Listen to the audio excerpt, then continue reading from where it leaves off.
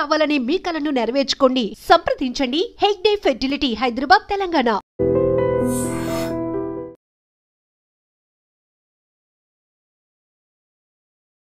నమస్తే, welcome back to iDream media. నేను మీ ఝాన్సీ. ప్రస్తుతం అంతా డాక్టర్ మాలవిక ఉన్నారు, కాస్మెటిక్ అండ్ ఫంక్షనల్ గైనకాలజిస్ట్.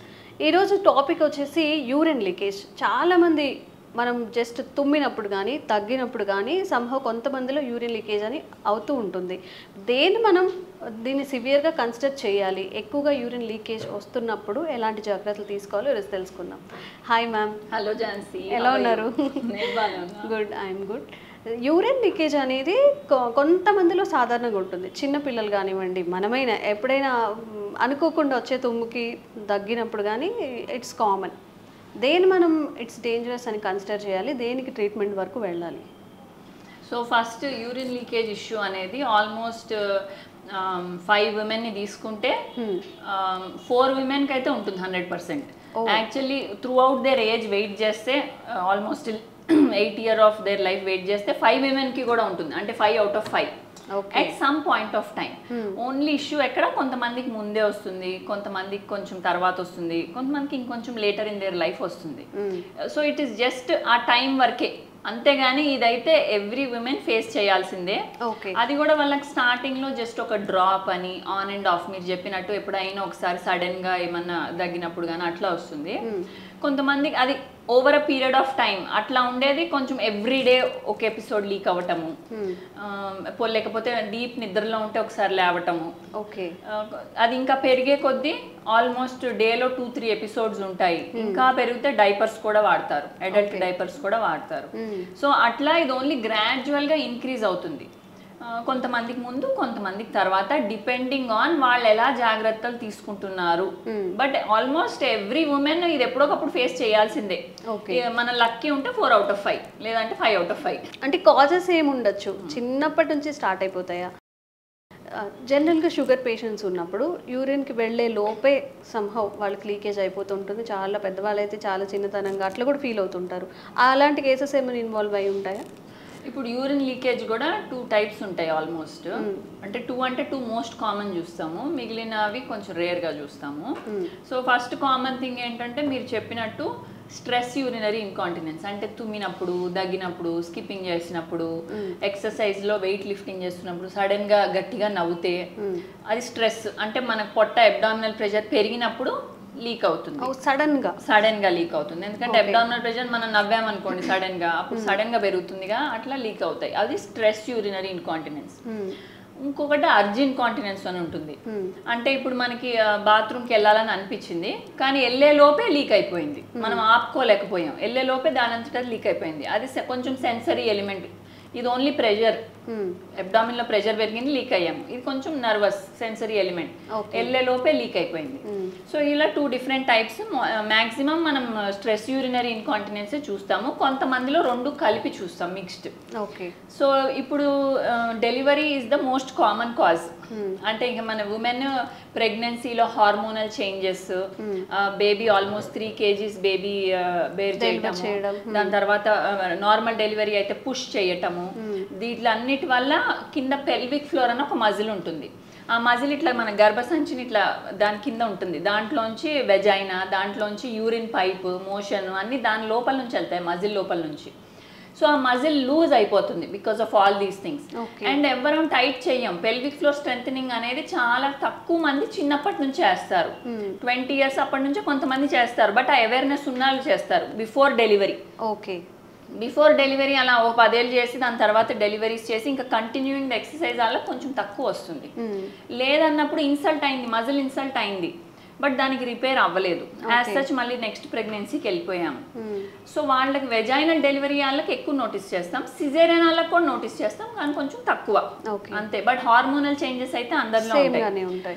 ఇది కాకుండా విత్ ఏజ్ మజిల్ లాస్ ఉంటుంది. మనం పెరుగుతున్న కొద్ది మజిల్ లాస్ అయితే అవుతూ ఉంటాం. అందుకే పెద్దోళ్ళు కొంచెం బక్కగా, కొంచెం మజిల్స్ అన్ని నీరసపడిపోయి బికాస్ ఆఫ్ మజిల్ వేస్టింగ్. అలా మజిల్ వేస్ట్ అయిపోతున్నప్పుడు ఈ మజిల్ని అసలు వాడడం కదా, ఎక్సర్సైజ్ కూడా చెయ్యట్లేదు, బాగా వేస్టింగ్ అయిపోతుంది. ఇది కాకుండా మీరు చెప్పినట్టు డయాబెటీస్, షుగర్ పేషెంట్స్ ఎవరన్నా పోనీ ఓవర్ వెయిట్ ఉంటే కొంచెం ఫ్యాట్ కూడా మసిల్లో కూర్చుంటుంది.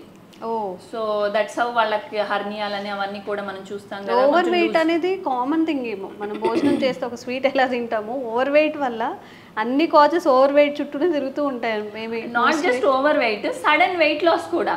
ఓకే, వాళ్ళు సడన్ వెయిట్ లాస్ అయ్యారంటే అది హెల్దీగా అయి ఉండకపోవచ్చు. దాంట్లో మజిల్ లాస్ ఉంటుంది చాలా మటుకు. మనం తినలేదు, ప్రోటీన్ డెఫిషియన్సీ అయిపోయింది, ఎక్సర్సైజ్ సరిగ్గా చేయలేదు, జస్ట్ మనం వెయిట్ లాస్ చూసామనుకోండి 1 year లో 30 kgs అట్లాగా, అది చాలా మజిల్ లాస్ ఉండి కూడా మజిల్ మొత్తం వీక్ అయిపోతుంది. వాళ్ళకి చాలా యూరిన్ లీకేజ్ వెంటనే. దే కంప్లైంట్ ఆల్సో, మేము ఇట్లా వెయిట్ లాస్ అయ్యాం తర్వాత నుంచి యూరిన్ లీకేజ్ స్టార్ట్ అయిందని కూడా కంప్లైంట్ చేస్తారు. న్యూట్రిషనల్ డెఫిషియన్సీస్, అదే ప్రోటీన్ డెఫిషియన్సీ, ఇట్లా చాలా కంబైన్డ్ చాలా ఫ్యాక్టర్స్ ఉంటాయి. మెనోపాజ్ తర్వాత అయితే పెరిగిపోతుంది, ఇంకా ముందు కొంచెం ఉండేది. మెనోపాజ్కి హార్మోన్స్ కూడా తగ్గిపోతాయి, మజిల్ ఇంకా బక్కగా అయిపోతుంది, ఇక పెరిగిపోతుంది. సో ముందు ఐడెంటిఫై చేయటం ఈజ్ ద బెస్ట్ ఆప్షన్. ముందు ఐడెంటిఫై చేసిన వాళ్ళు దాని పెల్విక్ ఫ్లోర్ మజిల్ స్ట్రెంగ్త్ చేసుకోవాలి. స్ట్రెంగ్త్ చేసుకుంటే మనం కీగల్ ఎక్సర్సైజెస్ అని వినే ఉంటాం, కీగల్ ఎక్సర్సైజెస్. సో బట్ అది ఎలా చేసుకోవాలి అండ్ ముందు నుంచి స్టార్ట్ చేసిన వాళ్ళకి పెల్విక్ ఫ్లోర్ స్ట్రెంథనింగ్ అడ్వాంటేజ్. ఇట్లా ఇన్సల్ట్ అయినాక అట్లీస్ట్ డెలివరీ తర్వాత మళ్ళీ పెల్విక్ ఫ్లోర్ స్ట్రెంథనింగ్ ఎక్సర్సైజెస్ చేయాలి. మన దగ్గర ఒక ఎంసెల్ఆర్ చైర్ అని కూడా ఉంటుంది, ఆ చైర్ 10,000 times చేయిస్తుంది కీగిల్ ఎక్సర్సైజెస్ ఆ 30 minute సెషన్లో. సో అలాగా సెషన్ వైజ్ చేస్తే అది స్ట్రెంగ్త్ అయిపోతుంది, లైక్ జిమ్ చేసినట్టు. అప్పుడు దగ్గితే కూడా మనం ఆ మజిల్ కాంట్రాక్ట్ చేస్తే లీక్ అవ్వదు. సో అట్లాగా ఈ స్ట్రెస్ యూరినరీ ఇన్కాంటినెన్స్ వీటిలన్నిటికీ pelvic floor strengthening is very important. దాన్ని అలా వదిలేసి లేట్ చేసేస్తే ఇక మనం స్ట్రెంథెన్ చేస్తే దాని మీద కూడా మెడికేషన్ అన్ని ఇవ్వాల్సి వస్తుంది. ఇప్పుడు ఏ ఏజ్ నుంచి పెల్విక్ ఎక్సర్సైజెస్ మనం స్టార్ట్ చేస్తే మంచిది? నాట్ ఓన్లీ డెలివరీ అయిన తర్వాత మాత్రమే కాకుండా ఫర్ సపోజ్ 20 years నుంచి అలా ఏమైనా మనం స్టార్ట్ చేసుకుంటే 100% ముందే స్టార్ట్ చేసేయాలి. వేర్ మినిమం 20 కన్నా పెల్విక్ ఫ్లోర్ స్ట్రెంథనింగ్ ఎక్సర్సైజెస్ మొదలు పెట్టేయాలి. ముందే స్ట్రాంగ్ ఉంటే పెల్విక్ ఫ్లోర్ కొంచెం ఇన్సల్ట్ బేర్ చేయగలుగుతుంది డెలివరీ టైంలో. దాని తర్వాత మళ్ళీ స్ట్రెంథెన్ చేసుకోవాలి సెకండ్ డెలివరీ కంటే ముందు. మళ్ళీ సెకండ్ డెలివరీ అయిపోయినాక మళ్ళీ స్ట్రెంథెన్ చేసుకోవాలి. సో అట్లా రెగ్యులర్గా పెల్విక్ ఫ్లోర్ హెల్త్ చూసుకున్న వాళ్ళకి యూరిన్ లీకేజెస్ తక్కువ. ఇంకా యూరిన్ లీకేజెస్ అవుతున్నాయి, వెట్ ప్యాంటీస్ అంటే మళ్ళీ they lead to urinary infections. మళ్ళీ వాళ్ళు బయట యాక్టివిటీస్ కూడా రెగ్యులర్గా వెళ్ళలేరు. సో ప్రతిసారి బయటకి ఎక్కడికైనా ఫంక్షన్ వెళ్ళారు, యూరిన్ లీకేజ్ అయితే వాళ్ళకి ఎంబారెస్మెంట్స్. సో అట్లాగా మళ్ళీ లేకపోతే వాళ్ళు డైపర్స్ వాడితే ఇన్ఫెక్షన్స్ ఎక్కువ వస్తాయి. కింద ఏరియా అంతా వెట్గా ఉండటం వల్ల వాళ్ళకి skin infections, vulval area rashes, ఇవన్నీ ఎక్స్ట్రా థింగ్స్ వస్తాయి. సో మరి ట్రీట్మెంట్ ఏంటి? టెంపరీగా దాన్ని హోల్డ్ చేయడానికి ఏమైనా మెడికేషన్ ఉందా? So temporary doesn't work. ఎందుకంటే టెంపరీగా ఎన్ని రోజులు చేయగలుగుతాం, ఇది life long problem. On top of that అది ఓవర్ అ పీరియడ్ అది పెరుగుతానే ఉంటుంది, తగ్గదు. So temporary treatments won't work. Only ఆ పెల్విక్ ఫ్లోర్ స్ట్రెంథనింగ్ చేసుకోవాలి.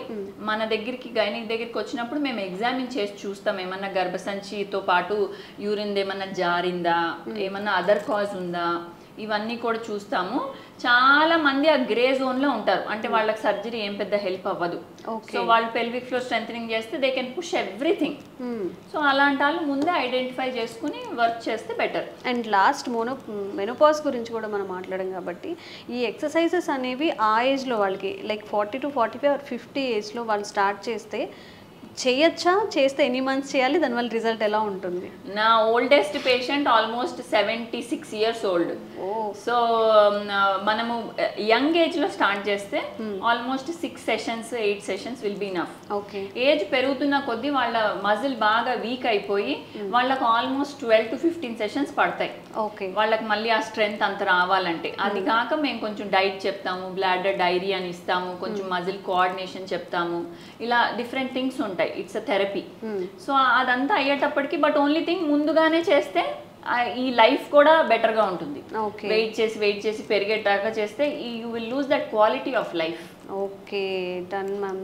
సో ఈ విషయంలో మనకి ఇంకా చాలా అవేర్నెస్ రావాల్సి ఉంది, మనం ఇంకా చాలా తెలుసుకోవాల్సింది ఉంది.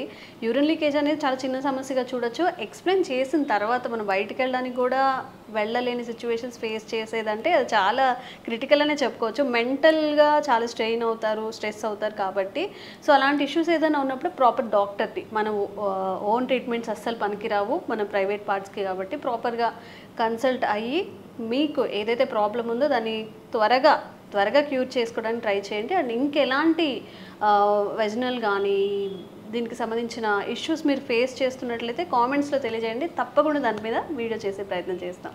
Thank you ma'am. Thank you Jhansi.